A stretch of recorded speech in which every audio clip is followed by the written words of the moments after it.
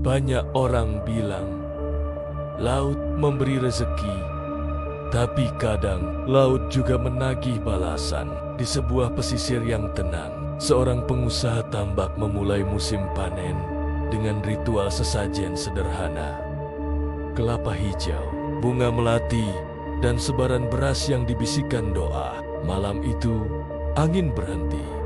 Permukaan air menjadi cermin, dan keesokan harinya, hasil panen meledak. Udang tumbuh cepat, jaring-jaring sarat, dan tawa pekerja terdengar sampai jauh melewati pemecah ombak. Orang-orang berbisik, sesajen diterima, rezeki dilimpahkan. 3 bulan berlalu, langit bersih, bintang seolah ditata rapi.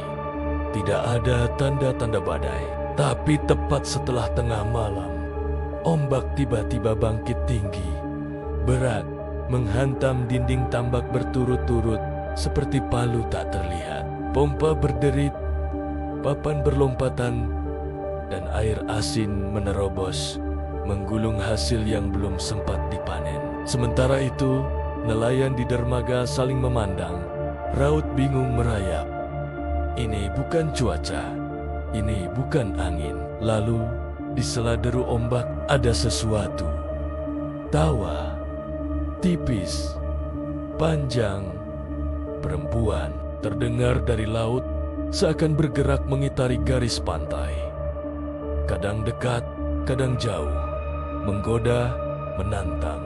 Seorang nelayan berdiri menegang, tangan memegang tali kapal yang mendadak basah dingin. "Kau dengar?" bisiknya. Temannya mengangguk, mata tak berkedip. Pagi berikutnya, pengusaha tambak mengumpulkan pekerja, wajahnya pucat. Di hadapan semua orang, ia mengaku, "Aku lupa sesajen tahunan." Kata-kata itu jatuh seperti batu. Sejak kecil ia diajari, laut bukan hanya air, ia adalah ingatan, ia adalah penagih. Dan kini, ia merasa sesuatu di balik garis horizon, menatap, menunggu. Malam kedua lebih aneh, tidak ada angin, tapi jaring-jaring terkoyak seperti digigit dari dalam. Air tambak menjadi dingin, terlalu dingin, membuat ujung jari mati rasa. Di permukaan, kilau yang bukan bulan muncul dan menghilang secepat napas. Nelayan yang menjaga pos membeku ketika tawa perempuan itu menyusup di telinga. Kali ini lebih dekat, lebih jelas, seperti seseorang berdiri persis di belakangnya.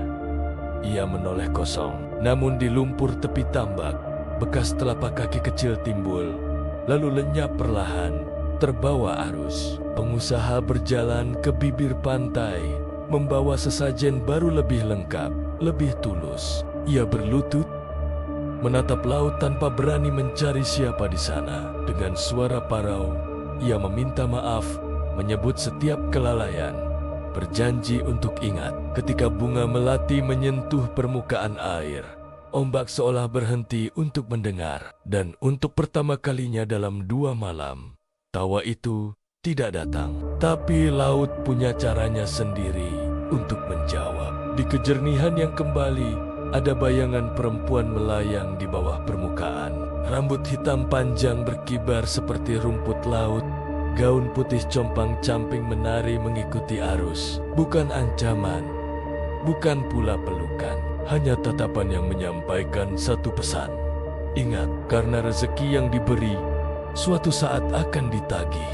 Sejak itu, setiap awal musim, sesajen kembali diletakkan. Bukan untuk menenangkan hantu, melainkan untuk menghormati yang tak selalu terlihat. Nelayan masih mendengar tawa samar-samar, tipis seperti garis kabut. Namun kini mereka menanggapinya dengan doa dan diam, bukan dengan takut, melainkan dengan ingatan.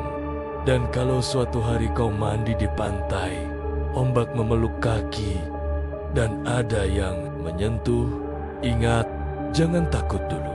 Karena mungkin itu bukan ancaman. Mungkin itu hanyalah cara laut menyapa dan menagih janji. Kalau kamu mandi di pantai, terus ada yang pegang kaki, Jangan teriak dulu. Bisa jadi dia sedang mengingatkanmu biar subscribe channel ini.